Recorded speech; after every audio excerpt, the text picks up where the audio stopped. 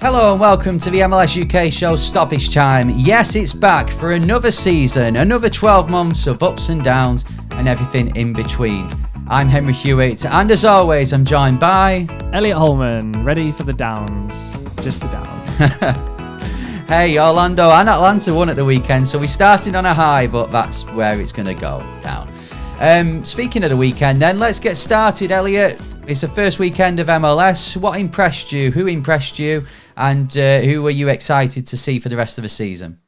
Well, Seattle definitely impressed me. I thought they were. I should have gone in chronological order really, but that game was all on its own, so it had my full attention. Seattle really impressed me. Orlando didn't, but they got the win. Atlanta didn't, but they got the win. Do you know what? I'll throw a controversial one in there because obviously Philly were great. But in all honesty, Columbus looked really good, and Houston looked really good as well. They lost on the road, and it's been Pat Noonan said really good performance from Houston, and they probably deserve to win the game, and I would have to agree with that.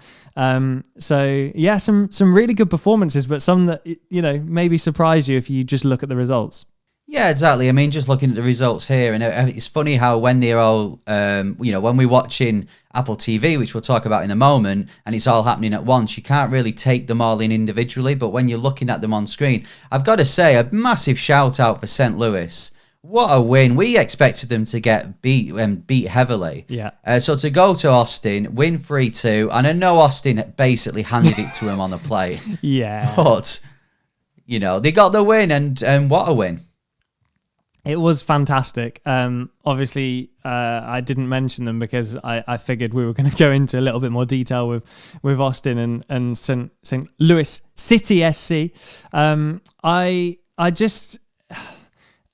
really think that they kind of ticked a few boxes for me when you saw, because we mentioned how inexperienced they are. We mentioned that there's no like proven MLS players in there. Jared Stroud, for example, who, did get a goal, technically. He barely played last year for Austin. I admire the fact that he didn't celebrate, but they barely played him, and so it's a similar story all over the field for St. Louis. They haven't got loads of experience, but they just banded together, they worked hard, and I said that in the last episode. Sometimes hard work beats talent, and that was the issue for Austin at the weekend. Can they continue it? They're going to this huge home opener this weekend. Can they do it again and again and again? You have to keep that momentum all season, or you're not making the playoffs, and you're going to be exactly where everybody expected you to be. So I'm intrigued. Yeah, I would second that. I'm very, very excited about watching St. Louis, especially at home. A lot of it's been expected. And we said on the main episode of MLS UK show, a lot is expected from the food as well. So I'll be scanning Twitter. Make sure I've eaten first, because it doesn't make me really hungry. But I'll be scanning Twitter for pictures of the food at St. Louis Stadium.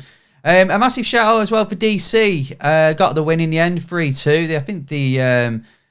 Click could be a massive signing for him, and could really... I mean, I don't know what we're expecting from DC. I don't think we're expecting an MLS Cup charge, but maybe a signing with experience, not MLS experience, but big experience in the Premier League like Click, could really click for DC this season. Yeah, you already made that joke on our Twitter, and everyone thought it was hilarious. I just rolled my eyes. Also, loads of people tagged me on Twitter at the weekend. I can't see it. I'm locked out of Twitter. It's a whole thing. Don't worry. Don't ask me. I'm not ignoring you. But yeah, huge sign-in. Real proper impact. That great goal, fantastic debut. Again, DC are one of the teams that I can't place. I can't place what way this is going to go. It's either going to be a disaster or they're going to make the playoffs. 90% of teams are going to make the playoffs. But I'm. Again, intrigued. Yeah, well, we're going to be talking about the new playoff structure later on in the episode. But the whole weekend started off with Nashville versus New York City FC. Of course, Nashville got a 2-0 win, and that's propelled Apple TV's coverage of MLS. Now, this is going to be the second thing we're talking about on the MLS UK show Stoppage Time, the episode where we talk about all the big news in MLS. And this is probably the biggest news we've had in quite a few years. Apple TV then, it's here. We all got to watch it. Elliot, what did you think? I'm really, really impressed. And look, I know there's tiny things that they need to iron out. I know that. But this is Apple who don't do this. They don't do, this live sports coverage. Apple have never touched football, soccer in their lives. And it was extremely, extremely polished. I was really impressed with it. The fact that on a Saturday night, wherever I am in the world, I had a mate in the pub watching. I was watching on my TV. He was watching on his phone. I picked up my iPad and I put the 360 show on. It just works. It's classic Apple. So first of all, fair play, because maybe if you're watching in the States, it's a little bit easier for you. We've struggled so much over here, having to find a stream of the game or Sky showing one game, or remember when one of the other channels had it, Free Sports had it, and then halfway through they cut away to the log cutting championships that were being held at the Echo Arena in Liverpool, and you're just like, what is going on? So having something that's, they've really thrown everything at it, and for proper MLS sickos like us, it's just so good. I've seen a lot of people on our Twitter have actually been moaning about the cost. Money's different for everyone, and I think from my house here, maybe my neighbor feels differently about, maybe they earn a different amount of money, and in the States and in Canada, I understand all over the world, money is different and it's different for different people. For me, I think it's fantastic value, but that's because, like I said, I'm a sicko. I watch like 7 games properly, not just like had them on. I properly watched like 7 games, and then I've been catching up on other ones. I've watched, highlights. The 360 show was on. I had like 3 games on at once on 3 different screens. Of course, it's worth the money. Someone tweeted and just said, they've taken the highlights off YouTube and now I have to pay for them. I was, well, don't pay for it if you just want to watch the highlights. Like, this is for proper sickos like you and me and everybody listening to this podcast. If you're suffering this podcast, you love MLS. And I think it's fantastic value for what they're giving us. Yeah, I mean, as you said there, everyone's different. And, as it is here, £15 a month and £99 a year for me and you who know we're going to get the value out of it is brilliant. But if you're someone who used to just like catching MLS matches on a Sunday evening here in the UK on Sky Sports, maybe it's not perhaps worth the value. But for the MLS fan, I think it's brilliant. It's brilliant content. I thought the 360 show was excellent. Okay, there were some teething issues. I spent the first 20 minutes wondering when they're going to sit down. I felt so sorry for the people doing it because they just stood up, and I thought I couldn't do that. But on the whole, it was a great product for us in the UK when we used to get the matches, the quality of the matches not in terms of on the pitch, but in terms of the actual picture quality was poor. Yeah. You had commentators who did a great job, but they're in a studio in London. They don't know what's happening around the ground. They can't see who the subs being made. They can't see anything. So to have that and have the same, the same basically output as what they get in the US and Canada and everywhere else in the world was absolutely fantastic.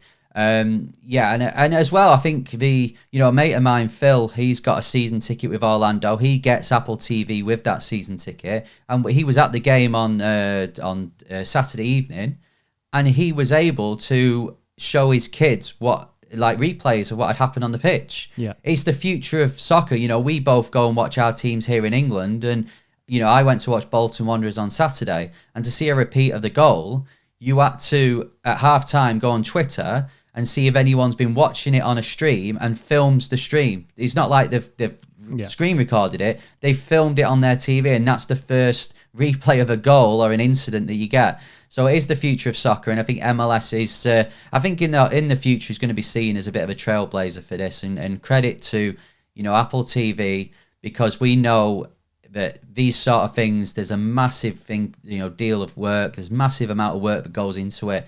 And there could have been teething issues. And for me, the only teething issues was, how we maybe do the 360 show. But on the whole, it was brilliant. It's exactly, I was lay there in bed on Saturday night watching it thinking, this is exactly what I've needed. I can watch a live match or two on a Saturday evening, go to bed and just watch the goals come in. You get to see all the goals, you get to see all the action, and you're not just stuck to one game. But then if you want to be, you can be stuck to a game. Yeah, fantastic. 10 out of 10 for me. And I can't wait for this season now, and I can't wait for the, just to see how this goes and the journey it goes on. And I'm also looking forward to seeing if other leagues, because, okay, the Premier League have got their deals, but for the EFL, which we support clubs in the EFL, they should be looking at this and going, well, we can provide, there are in this country, considering it's the second, third and fourth leagues, there are thousands and thousands of people who go watch these. Bolton play in the third tier of English football. We got 20,000 fans in the other day. Norwich are in the second tier. You get 25,000. So there's already nearly 50,000 fans watching 2 games live. So you could do this sort of thing and get loads of people signed up. And I think there will be other leagues will really look at MLS and think we can do that. And to be a part of that and to be supporting a league that's doing that is, it's great. I agree, and just going back to the pricing, and I think for 15 quid or whatever it is, I'm going to be honest with you. I had a McDonald's the other day. It was before work. I drove to Leeds. I was doing a bit of TV work, and I thought before I get changed and go on camera, I'm going to smash a McDonald's. Right? I haven't eaten all day. Oof! Brave man doing that before you go on camera. I spent so much. Right? I had so much food. It was literally nearly 15 quid. Right? Now, 15 quid for a meal. There's like one meal. Not even a good meal. Let's be honest. Now on Saturday night, I watched Nashville versus New York City. Then I watched Orlando versus New York Red Bulls. I also had Atlanta on a second screen and the 360 show. Then I watched the Austin game. Then I watched the Vancouver game. Then I watched the next day the Seattle game. And this morning before work, I left for work at 5 a.m. At 3 a.m., I was watching Portland. 15 quid. I'd pay 15 quid a week. Like, I think it's fantastic. I know everyone's not as sad as me, but I think it's fantastic. I love it. A lot of people asking if they could just pay to watch their team. And I kind of get that, but I think it gets complicated in different markets. And I think ultimately they've got this deal because they've paid so much money for it. No rules, anywhere, any screen, anytime. And I think for that privilege, you're going to have to pay for it. Well, let's move on then to our next topic we're going to talk about. And I guess with Apple TV coming, as great as it is, there are going to be some downsides. And I think the next one has got something to do with them. It's the playoffs and the new playoff format. We was praising the playoff format the last 2 years, saying, how brilliant is this? Okay, there's quite a few teams in it, but it's a one-off game. Every time there's drama, there's excitement, there's teams that you expect are going to get to MLS Cup who don't because they've got, a home game, but then there's got teams on a roll who are doing well and they'll come in and beat them and they've got 2 weeks break and all of this stuff. But now they've changed it and it is one-off games at the end of the playoffs, but at the start of it, there are now, about 1 million teams involved and they have the best of 3. Of course, I joke about the 1 million teams involved, but the best of 3 is actually becoming a thing. Before we talk about the amount of teams that are going to be involved, Elliot, this best of 3 thing is a very US sort of playoff thing. What do you think of it? Playoffs for me growing up, Norwich City made the playoffs when I was in year 6 at school, and it was the biggest thing. You wanted to make the playoffs. Only a few teams made the playoffs. Now 90% of teams make the playoffs. Embarrassing if you don't. Like that for me, coaches are just getting fired if you don't make the playoffs. And then I'm going to be honest, this is how bad it is. I don't even understand it. The guy that just told you that he watched like 7 MLS games in full the other day doesn't even understand it. So the bottom team plays the 4th team and they play each other 3 times, and then it's just leave it alone. Like we might come to it and we might understand it a bit more. It might become a bit more clear why they've done this, and maybe they will, we'll say, okay, well, it was all right. We're going to get a lot of games to watch, but it was fine. The last 2 years have been fantastic. The playoffs have been brilliant, and I don't get why you mess with it. other than maybe there was some deal they had to provide so many games for Apple. I don't know. I'm clutching at straws. I don't know. There'll be people who understand it a lot more than me. I'm not the person to come to for this because I just read it and went, nope, not for me. I did roll my eyes when I saw it, and this kind of got leaked a few weeks ago, and then it got announced the other week, and actually got announced literally just after we recorded our first episode, which was annoying, but that was a bit of a bumper episode anyway, so I was kind of glad. But as I understand it, so you first of all, before anything, you finish the season, and then you've got 2 wild card games. So whoever finishes 8th and 9th in both conferences will play each other, and the winner will then go into the playoffs. So there's the first thing to negotiate. After that, it's the best of 3 series. So I'm going to read a few of the bullet points here to try and help us understand it. So every round 1 game will have a winner. No ties, no aggregate score. The matches will be hosted home, away, home. So if you finish in the top, basically the top 4, you will get the home game first and the home game last. For those finishing 5th, 6th, 7th, and whoever wins 8th or 9th, will get the 2 away games. So it would be basically first versus whoever wins the wildcard game. Second in the conference will play 7th, third v 6th, fourth v 5th. And then it goes to the conference semi-finals after all of that. And that will be single elimination matches hosted by the higher seed. And then it's the conference final and MLS Cup, which is on start of December, actually. They have announced that, I think. But so that's how it goes. So from the conference semi-finals, the final, and the MLS Cup game, we know that. That's exactly how it is. All they've done is change the start of it. But the best of 3 matches, I don't know. I don't know. And also, I've not really read in. I mean, if you go 2-0 up, if you win the first 2 games, does that make the third game void, or do you still play it? Like, what's the deal with that? They're not playing the third game, as I understand. Well, at least that's a bit of sense in it. But, I don't know. I think I really liked how it was. And who knows, we may watch this at the end of the season and be like, actually, that's really exciting. That's brilliant. And that's exactly what, what MLS has needed in the playoffs. But we might also watch it and go, we preferred the single elimination matches. Who knows? But it's definitely, I do definitely think that Apple have had something to do with this, to be honest. MLS, and this is it. Make it every day. Because I think that was the only downside of this weekend. I know I've just told you I've watched so much soccer, but like if they could stretch them out, so many of the games are at the same time. If they can stretch the playoffs out, and it means we get football, soccer on a Monday night, and then the next game to get into the playoffs is the Tuesday night, and then like the playoffs actually start on the Wednesday. Like maybe it's just to give us loads of soccer to watch, and in which case I'm here for it. I just think it's so complicated that no one even knows if they like it. It's just there's so much going on that it's hard to know where you stand with it.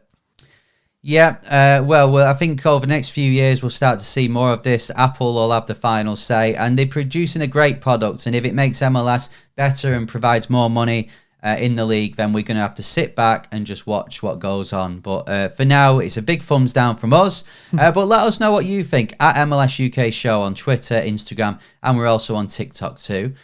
Something that I actually want to bring into the Stoppage Time episodes and before we leave, and this is because we got a message this morning, so I might introduce, I don't know, the question of the week or something like that. Question of the week. Come on, do it properly. There we go. We'll record you doing that. That can be our jingle. So this is from John on Twitter. He's tweeted us this morning, Tuesday morning as we speak. He's from the UK, I think, but he's moving to Montreal very soon. So he's getting into MLS, and he's asked us if it's possible to help explain all the different cups and competitions they now are. Could we basically say what the UK or the English equivalent is? Okay. And I looked at this and thought, well, there's a couple of really easy ones, and then there's a couple that we're just going to have to try and explain what they are and say they're a complete different entity. So I guess MLS Cup is if the Premier League did a playoff system at the end to Yeah, decide who would win the competition. So there technically isn't something like that. It's the UK. Premier League, but with the championship trophy instead, isn't it? Like the playoff trophy at the end. Yeah. So let's move on now to, well, US Open. That's an easy one. That's the FA Cup. Yeah. Leagues Cup, Elliot.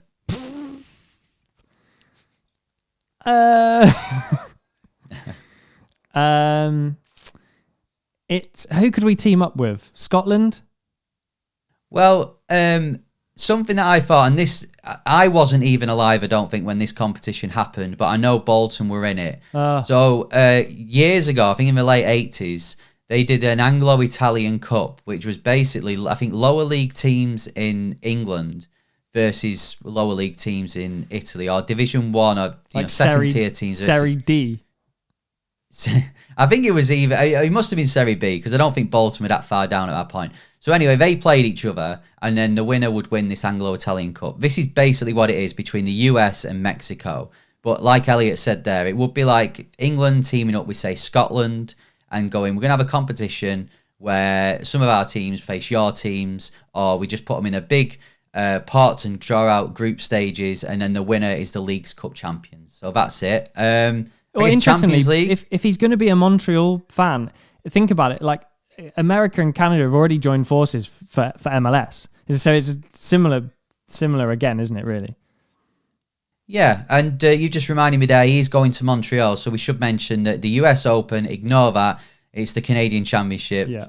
That's what you're going to be in, and that'll be playing against some teams from the Canadian Premier League and other teams in Canada, and every year it's won by either Toronto, Vancouver, or Montreal. Champions League, pretty simple, I guess. Yeah, self-explanatory. Yeah, amongst CONCACAF. Campeones Cup. Ooh. It's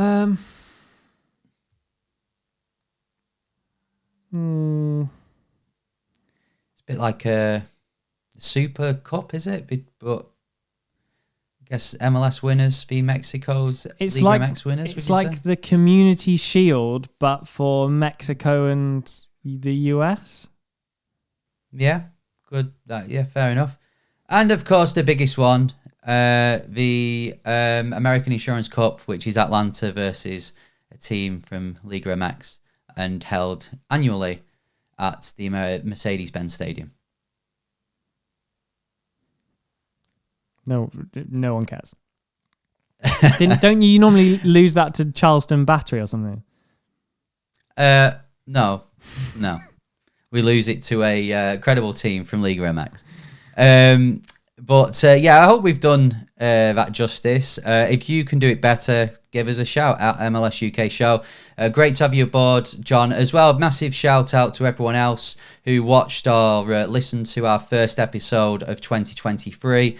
It's already our third most watched episode on YouTube, and we got even more people listening to it as well. So thank you very much for joining us. Hopefully you can join us throughout the season.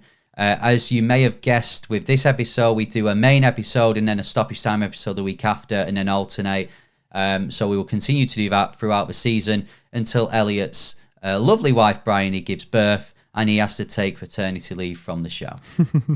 I'll be begging to do an episode. Get me out of the house. Before we go, I just want to say a massive thank you to our sponsors, Soccer90.com. They will be joining us again for a third season. Remember, if you go to Soccer90.com, get a jersey or some other apparel from MLS clubs, Premier League clubs, other European clubs, Liga MX clubs, international teams as well. You can do so, and at the checkout, if you put in MLS UK, you get 20% off too. Yeah, they're fabulous guys there, based in Dallas, Texas, and they look after us and they make sure that this podcast can exist. So go and support them, go and get yourself some discount as well, and we appreciate them joining us for a third year. Right, that's it from us. If you can subscribe on your podcast provider, follow us on there, also give us a rating, but there's one rule and one rule only. LA Galaxy style, 5 stars only. Don't forget to like and subscribe and click the notification bell on YouTube as well. That's it for the first episode of Stoppage Time of 2023. Stoppage Time, we were doing it last year for the last 12 months. Despite anyone else who comes up with the name Stoppage Time, we were here first. He enjoyed. And on that note, we'll see you next week. See ya.